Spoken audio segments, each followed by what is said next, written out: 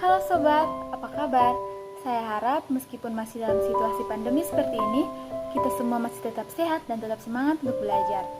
Pada kesempatan kali ini, saya mau menjelaskan sedikit tentang kesehatan dan keselamatan kerja. Namun sebelum kita lanjut, saya pernah mendengar satu pepatah yang mengatakan bahwa tak kenal maka tak sayang. Untuk itu, saya akan memperkenalkan diri. Nama saya Elizabeth Agustina Prasaulutobi. Saya mahasiswa semester 2, Prodi Ilmu Kesehatan Masyarakat, Fakultas Kesehatan Masyarakat, Universitas Nusa Cendana. Seperti yang sudah saya katakan tadi, saya akan menjelaskan tentang kesehatan dan keselamatan kerja atau K3.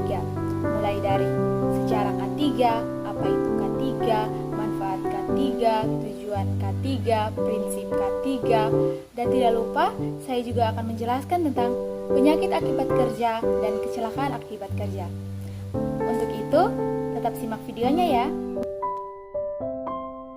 Sejarah K3 dimulai sejak abad ke-17, di mana pada saat itu, industri-industri di dunia mulai menggunakan mesin uap untuk membantu pekerjaan mereka.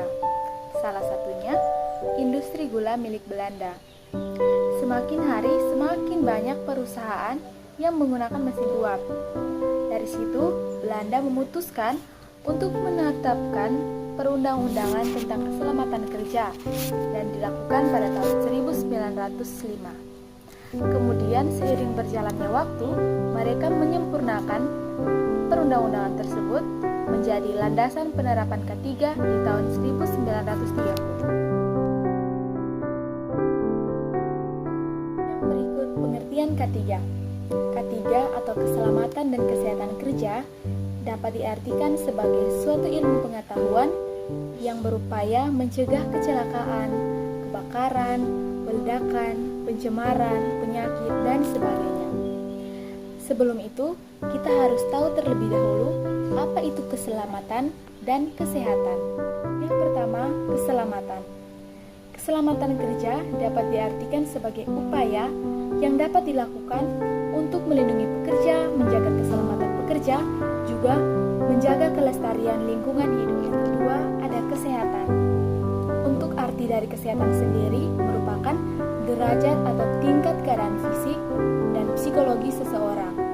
Secara umum, kesehatan merupakan upaya yang ditunjukkan untuk memperoleh kesehatan yang setinggi-tingginya dengan cara mencegah dan memberantas penyakit yang diidap oleh pekerja, mencegah kelelahan kerja, dan menciptakan lingkungan kerja yang setelah mendengarkan penjelasan tentang apa itu K3, selanjutnya kita juga harus tahu kenapa K3 harus diterapkan dalam setiap pekerjaan. Menurut Undang-Undang Nomor 1 Tahun 1970 tentang Keselamatan Kerja, tujuan utama penerapan K3 yaitu yang pertama, untuk melindungi dan menjamin keselamatan setiap tenaga kerja dan orang lain di tempat kerja. Yang kedua, menjamin setiap sumber produksi dapat digunakan secara aman dan efisien. Dan yang ketiga, meningkatkan kesejahteraan dan produktivitas nasional.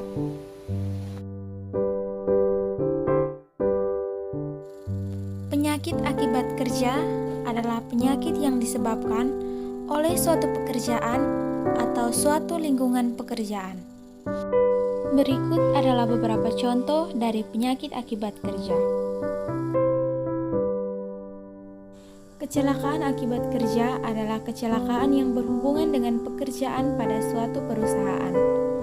Hubungan kerja di sini dapat berarti bahwa kecelakaan terjadi dikarenakan oleh pekerjaan atau pada waktu melaksanakan pekerjaan.